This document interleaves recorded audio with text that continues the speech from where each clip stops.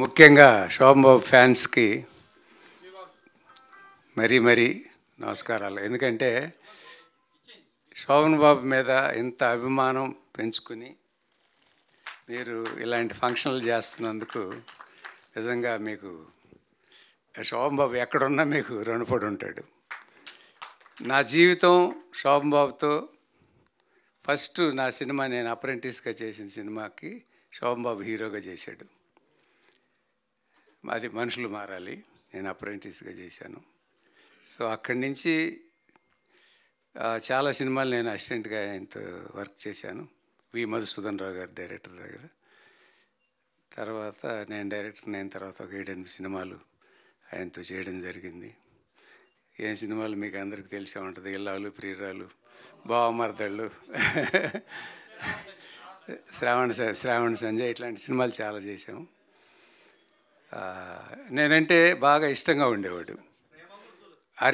ప్రేమమూర్తులు, అరే అనేవాడు నన్ను. నేను ఎప్పుడైనా ఇంటికి వెళ్తే ఫస్ట్ స్వీట్స్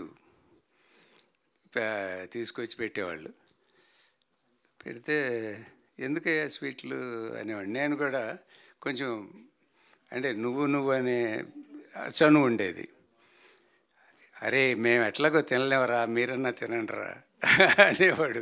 ఊరి నుంచి వచ్చినాయి అని అంత ఆప్యాయంగా ఉండేవాడు. ఎవరికైనా సహాయం చేద్దామనే మనస్తత్వం తప్ప ఎవరికి చెడు చేద్దామనే మనస్తత్వం కాదు. అందుకే ఆయన పిల్లలు వాళ్ళందరూ బ్రహ్మాండంగా ఉన్నారు.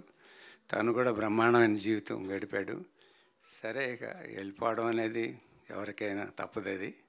సో వన్స్ అగైన్ మీ అందరికీ, శోభన్ బాబు అభిమానులందరికీ నిజంగా చాలా చాలా చాలా రుణపడి ఉంటాడు శోభన్ బాబు. ఇప్పటికీ గుర్తుపెట్టుకుని ఇట్లాంటి కార్యక్రమాలు చేస్తున్నందుకు thank you very much.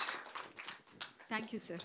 So అలానే రిలీజ్ కార్యక్రమం సందర్భంగా December 19th